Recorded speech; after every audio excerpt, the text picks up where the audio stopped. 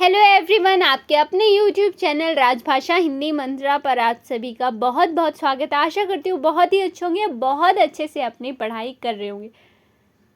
हम पढ़ रहे थे आदिकाल, जिसमें हमने क्या क्या पढ़ लिया था। हमने नामकरण देख लिया था। नामकरण किस आचार्य ने आदिकाल को क्या नाम दिया है। वहीं पे हमने सिद्ध साहित्य, नाथ, जैन, रासो, ये सभी चीज़ें हमने अपना क्या कंप्लीट कर लिया।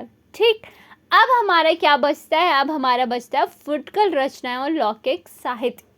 ठीक, जिसे रामचंद्र शुक्ल, जो उनकी पुस्तक है हिंदी साहित्य का इतिहास। सबसे पहले प्रश्न बनता है कि आचार्य रामचंद्र शुक्ल ने आदिकाल को क्या नाम दिया है। ठीक, तो आदिकाल को रामचंद्र शुक्ल जी क्या कहते हैं, तो वो कहते हैं वीर गाथा काल। ओके, वीर गाथा काल कहते हैं कौन, रामचंद्र शुक्ल। और वहीं पे वीर गाथा काल को उन्होंने क्या किया, रामचंद्र शुक्ल अपने हिंदी साहित्य के इतिहास पुस्तक में कुछ प्रकरणों में विभाजित करते हैं। राइट, ठीक, तो हमने क्या किया था, हमने क्या 3 प्रकरण देख लिए थे। आज हमारा होने वाला है फुटकल काव्य। फुटकल काव्य को रामचंद्र शुक्ल जी कौन से प्रकरण में विभाजित करते हैं, तो ये भी महत्वपूर्ण होता है कि सिद्ध को रामचंद्र शुक्ल ने कौन से प्रकरण में रखा है, नाथ को कहाँ रखा है, रासों को कहाँ रखा है, जैनों को कहाँ रखा है। ये मैं ऑलरेडी डिस्कस कर चुकी हूँ पिछले क्लासेस में।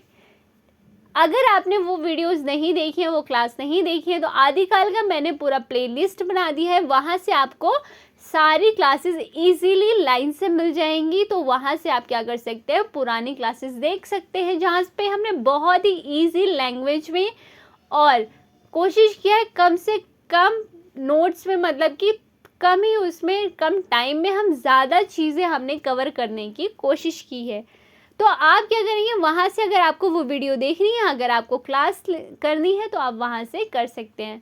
तो आज हम बढ़ते हैं हमारे जो कि है हमारा क्या फुटकल रचनाएं, जिसमें आते हैं हमारे कौन, अमीर खुसरो विद्यापति, जिनके बारे में आचार्य शुक्ल बहुत सारी बातें लिखते हैं और बहुत से कोटेशंस हैं जो हमारे एग्जाम्स की दृष्टि से भी बहुत इंपॉर्टेंट हो जाते हैं। तो हम आज क्या करेंगे, उनको देखते हुए चलेंगे। ठीक है, सबसे पहले अमीर खुसरो। देखो, अमीर खुसरो के बारे में, अमीर खुसरो की हम रचनाएं पढ़ेंगे, उनका जन्म स्थान पढ़ेंगे, उनका समय काल पढ़ेंगे, उनकी पुस्तकें पढ़ेंगे और उनको क्या क्या उपाधियां दी गई हैं, या फिर कौन से आचार्य उनके बारे में क्या कहते हैं, उनका क्या मत है, क्या कथन है जो इम्पोर्टेंट है एग्जाम की पॉइंट ऑफ व्यू से। तो वो सारी चीज़ें हम देखते हुए चलेंगे। ठीक, तो सबसे पहले इसमें आता है जन्म स्थान। अमीर खुसरो हो गए, विद्यापति, कबीर या कोई भी ऐसे लेखक है, क्या इनका क्या हो जाता है, जन्म स्थान या समय बहुत इंपॉर्टेंट हो जाता है। आपको कम से कम इनके नाम के और इनका जन्म स्थान और इनका समय सबको पता होना ज़रूरी होता है। 1253 ईस्वी, एटा पटियाला ग्राम और उत्तर प्रदेश। अमीर खुसरो का जन्म कहाँ हुआ था, तो वो हुआ था उत्तर प्रदेश में 1253 एटा पटियाला ग्राम में।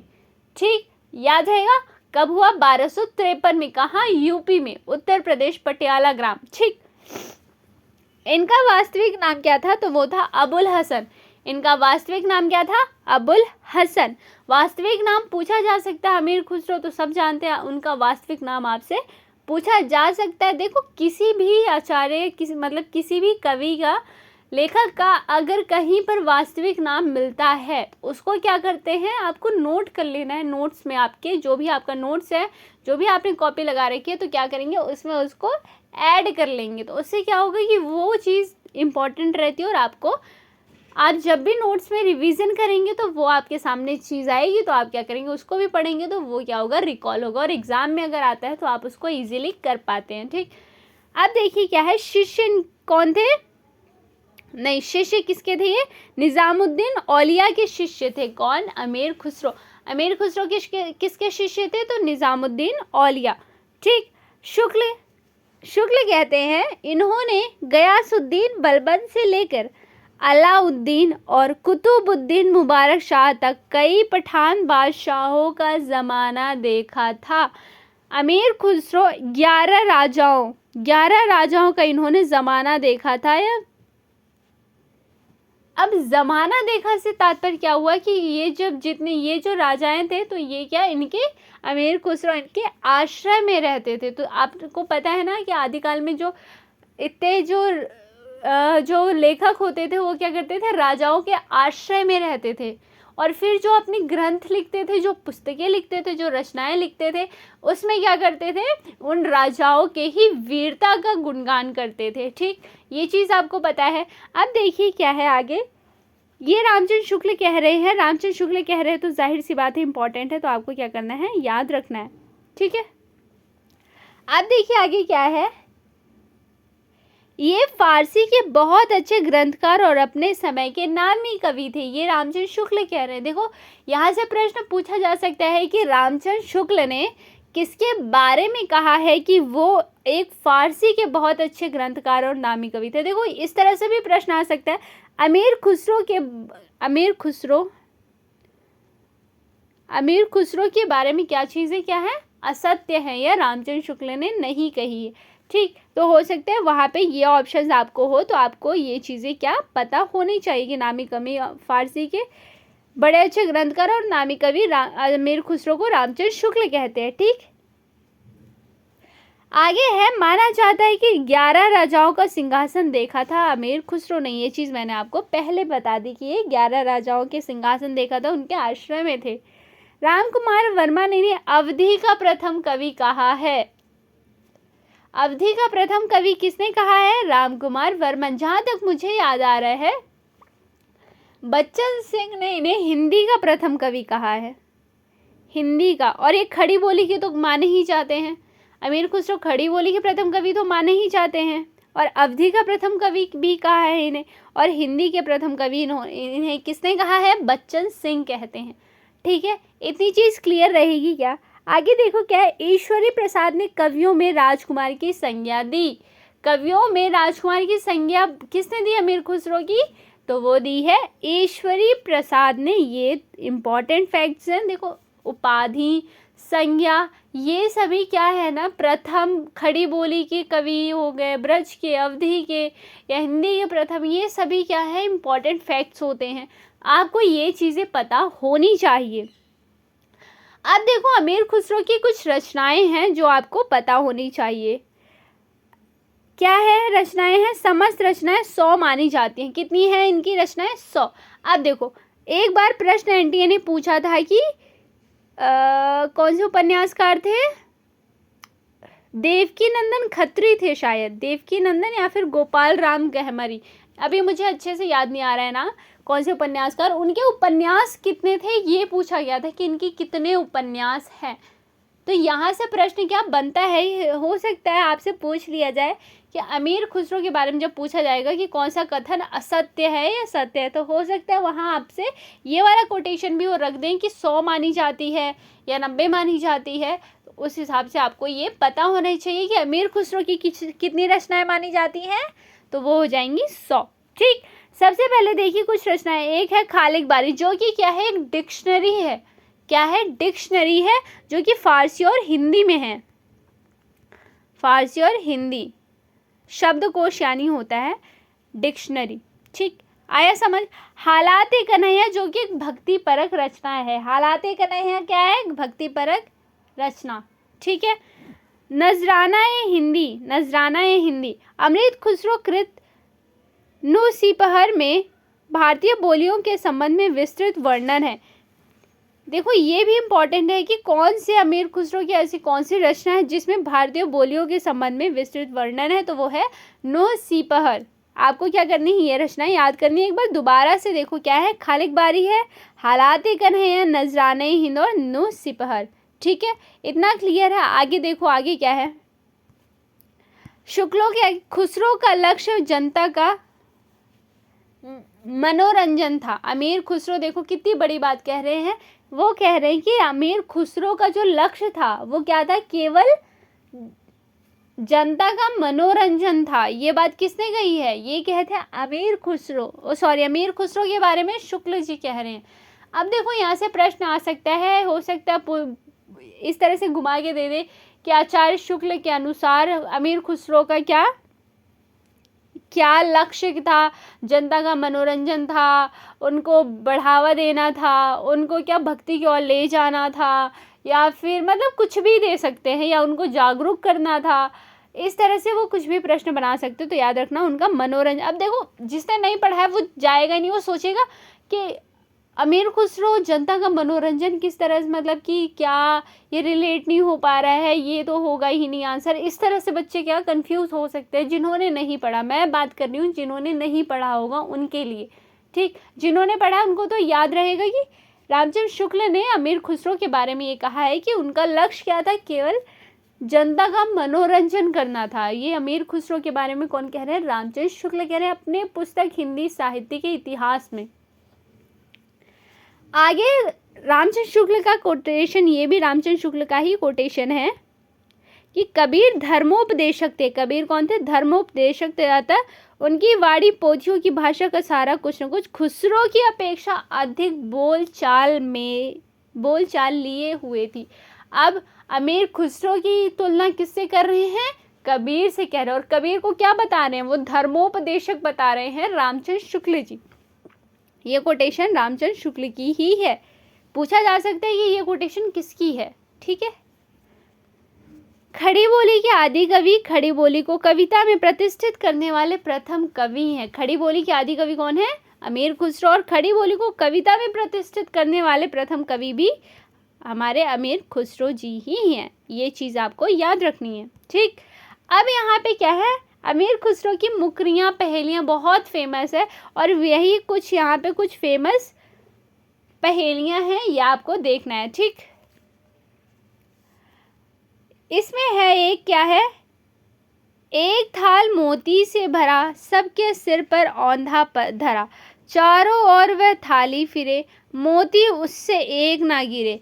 ये कहीं ना कहीं मुझे ऐसा लगता है कि बचपन में हम जब भी पहेलियाँ खेलते थे पहेलियाँ, तो उसमें ये वाला पहेली तो मेरे हिसाब से सबको रटा होता था, क्योंकि मुझे जहाँ तक याद है हमसे जो भी पहेली पूछते थे वो ये वाली पहेली ज़रूर पूछते थे, ठीक है।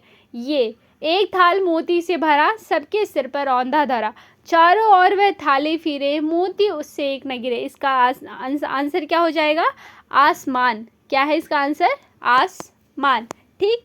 आगे है, एक नार ने अचरज किया, सांप मार पिंजड़े में दिया, जो जो सांप ताल को खाए, सूखे ताल सांप मर जाए। इसका आंसर क्या हो जाएगा, इसका हो जाएगा दिया बाती। देखो, एक नार ने अचरज किया, सांप मार पिंजड़े में दिया, जो जो सांप ताल को, सांप यानी यहाँ क्या बत्ती बताना चाह रहे हो, जो दिया बाती जो बाती होती है उसको क्या तेल वो पीती जाती है और क्या मरती जाती है ना, यानी ख़त्म होती जाती है, तो वही है यहाँ क्या हो जाएगा, दिया बाती, ठीक। आगे है, अगला क्या है, एक नार दो को ले बैठी, टेढ़ी होके बिल में बैठी, जिसके बैठे उसे सुहाए, खुसरो उसके बल बल जाए। इसका अर्थ क्या है, तो मेरे हिसाब से इसका अर्थ क्या है, इसका अर्थ तो मुझे भी नहीं पता है। मेरे हिसाब से नार ही है इसका। नार यानी क्या होता है, नार यानी वो होता है ना, क्या कहते हैं, नाली कुछ होती है, नाली। मैं श्योर नहीं हूँ इसको लेकर कि मुझे इसका आंसर नहीं पता है। आप अगर आपको पता है तो आप क्या करेंगे, एक बार इसका आंसर देख लेना, ठीक है। आगे देखिए क्या है, अर्थ तो इसका बूझेगा, मुंह देखे तो सूझेगा। इसका आंसर क्या है, इसका अर्थ तो बहुत सिंपल है, मिरर, आईना, ठीक, याद रहेगा। अब क्या करना है, ये तो मेरे हिसाब से अगर एग्ज़ाम में आ गया तो सभी लोग गेस कर लेंगे, इतनी कोई प्रॉब्लम नहीं। ये है कुछ पंक्तियाँ जो थोड़ा ही देख लेना, आप याद कर लेना, ठीक। चूक भई कुछ वासो ऐसी, देश छोड़ भयो परदेसी, एक नार पिया को भानी, तन वाको सगरा जो पानी, चाम मास वाके नहीं नेक, हाड़ में वाके छेद, मोहिया चंबो आवत ऐसे, वा में जीव बसत है कैसे, ठीक है। अब क्या करना है कि आपको क्या करना है, ये चीज़ थोड़ा सा याद रखना है, ठीक है। देखो, हर कवि की, हर लेखक की जो पंक्तियाँ होती हैं इम्पॉर्टेंट होती हैं। मैंने यहाँ सबकी नहीं रखी हैं, जो महत्वपूर्ण थी, जो रामचंद्र शुक्ल की पुस्तक से महत्वपूर्ण पंक्ति लगती है वो मैं सिर्फ यहाँ पे रखती हूँ। तो आपको इसमें भी ऑप्शन नहीं ढूंढना कि हाँ चलो ये वाला कर लिया ये छोड़ दिया, नहीं। मेरी मानिए तो इनको आप याद करके चलिए, क्योंकि ये इम्पॉर्टेंट वाली जो पंक्तियाँ हो सकती हैं वो रखती हूँ मैं, ठीक है, जो कि एग्जाम्स में आ सकती हैं। तो आपको क्या करना है, ये चीज़ थोड़ा सा माइंड में रखना है। ओके, आगे देखिए क्या है। अब आते हैं हमारे विद्यापति। अमीर खुसरो कंप्लीट हो गए, अब आते हैं हमारे विद्यापति। तो विद्यापति का जन्म कब हुआ था? 1350 के बिहार दरभंगा विप्सी गांव में। कहाँ हुआ था? विप्सी गांव में, बिहार के थे ये, दरभंगा, ठीक। 1350, ये आपको क्या करना है, याद रखना है। इनके गुरु कौन थे? तो पंडित हरि मिश्र इनके गुरु थे, ठीक है। गुरु का नाम आपको हमेशा याद रखना चाहिए, जन्म स्थान, समय, गुरु का नाम, ये कुछ चीज़ें महत्वपूर्ण होती हैं, ठीक है। देखिए आगे क्या है। विप्सी गांव का दान शिव सिंह ने इनको दिया था। विप्सी गांव जो था उसका दान किसने दिया था? शिव सिंह ने। और शिव सिंह के को ले करके उनका वर्णन ये अपने कई रचनाओं में भी करते हैं, ठीक है। शिव सिंह का वर्णन इन्होंने अपनी कई रचनाओं में भी किया है, जैसे पदावली हो गई, उसमें भी ये शिव सिंह का वर्णन करते हैं। और ये किसके आश्रय में थे? तो शिव सिंह के आश्रय में थे। और अभिनय जयदेव की उपाधि भी दिया इन्हें। क्या? अभिनय जयदेव की उपाधि मिली। देखो विद्यापति की बहुत सारी उपाधियां मिली हैं, ठीक। तो आपको क्या करना है, सारी उपाधियां पता भी होनी चाहिए कि अभिनय जयदेव हो गया, या फिर और कौन कौन सी, मैथिल कोकिल, कौन कौन सी, कवि कंठाभरण हो गया, ये सारी उपाधियां किसको? विद्यापति को मिली हैं। तो आपको उपाधियां सभी याद होनी चाहिए, ठीक। श्रृंगारी कवि कौन कहता है इन्हें? रामचंद्र शुक्ल और राम कुमार वर्मा विद्यापति को श्रृंगारी कवि कहते हैं। पूछा जा सकता है कि कौन श्रृंगारी कवि, विद्यापति को कौन श्रृंगारी कवि कहता है, कौन भक्त कवि कहता है और कौन रहस्यवादी कहता है? तो भक्त कवि कौन कहता है? हजारी प्रसाद द्विवेदी और श्याम सुंदर दास। और वहीं पर ग्रियर्सन है, वो इनको रहस्यवादी कहते हैं। ग्रियर्सन क्या कहते हैं? विद्यापति को एक रहस्यवादी कवि कहते हैं। ये देखो यहाँ से प्रश्न बनता है, ठीक। अब संस्कृत में कुछ रचनाएं हैं इनकी, देख लो। शैव सर्वस्व सार हो गया, गंगा वाक्यावली, दुर्गा भक्त तरंगिणी, भू परिक्रमा। देखो मैं बताती हूँ, भू परिक्रमा याद कर लो, पुरुष परीक्षा देख लो, लिखनावली, दान वाक्यावली, और कौन सी थी? शैव सर्वस्व सार और गंगा वाक्यावली, ठीक है। ये कुछ रचनाएं इनकी याद कर लो। अवाहट में कौन सी रचना है इनकी? तो ये सभी को पता है, कीर्तिलता और कीर्ति पताका। और मैथिली में हमारी है पदावली और गोरक्ष विजय, ठीक। फिर यहीं से वो मैथिल कोकिल कहलाए, ठीक है।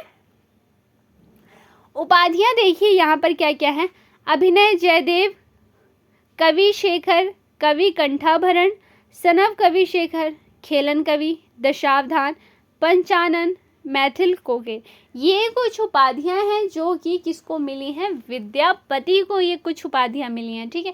तो आपको क्या करना है, आपको सभी रचनाएं पता होनी चाहिए, कौन सी रचना संस्कृत में है, कौन सी अवध में, कौन सी मैथिली में है, और इनको कौन कौन सी उपाधियां मिली हैं, इनका जन्म कहाँ था, समय क्या है, इनके गुरु कौन थे, ये किनके आश्रय में थे, ये आपको पता होना चाहिए, ठीक है। अब देखो कीर्तिलता को ये खुद कहानी भी कहते हैं, कहानी कहा गया है, कहानी, ठीक है। एक बार क्लियर करके फिर लिखती हूँ। हाँ, कीर्तिलता को क्या कहा है? कहानी, ठीक है, याद रहेगा।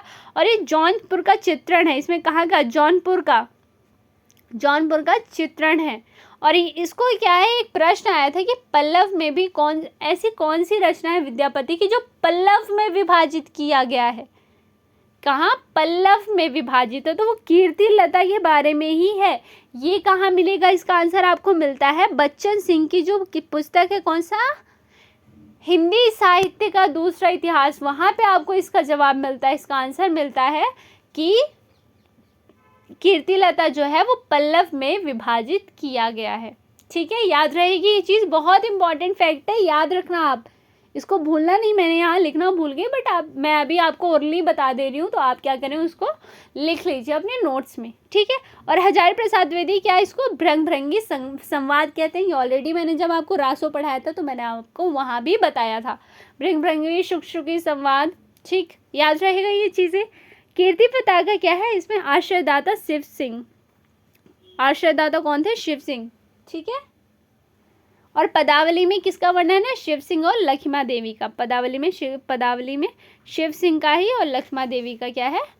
वर्णन है। इतनी बातें समझ आ गई। बच्चन सिंह ने विद्यापति को क्या कहा है? जातीय कवि कहा है। मोस्ट इम्पॉर्टेंट आपको पता होना चाहिए विद्यापति ने क्या कहा है, विद्यापति को बच्चन सिंह ने क्या कहा है, सॉरी, विद्यापति को बच्चन सिंह ने क्या कहा है, तो वो जातीय कवि कहते हैं। क्या कहते हैं? जातीय कवि। तो ये थी कुछ फैक्ट्स जो कि अमीर खुसरो और विद्यापति से रिलेटेड थे, जो बहुत इंपॉर्टेंट था, जो आपके एग्जाम के पॉइंट ऑफ व्यू से बहुत इंपॉर्टेंट था।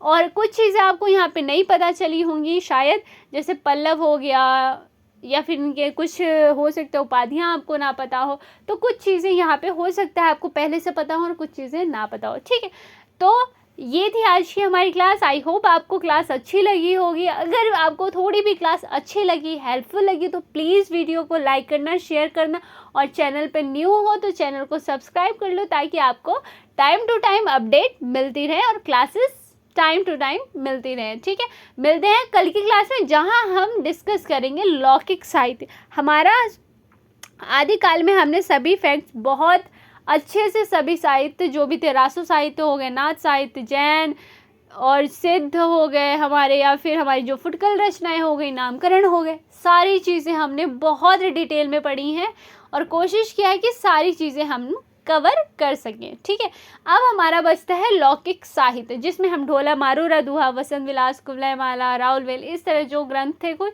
उनके बारे में अच्छे से, उनके डिटेल में, उनके नायक नायिका या जो भी है उसको क्या करेंगे, अच्छे से डिस्कस करेंगे कल की क्लास में। ठीक, तो मिलते हैं कल की क्लास में, तब तक के लिए thank you so much for watching.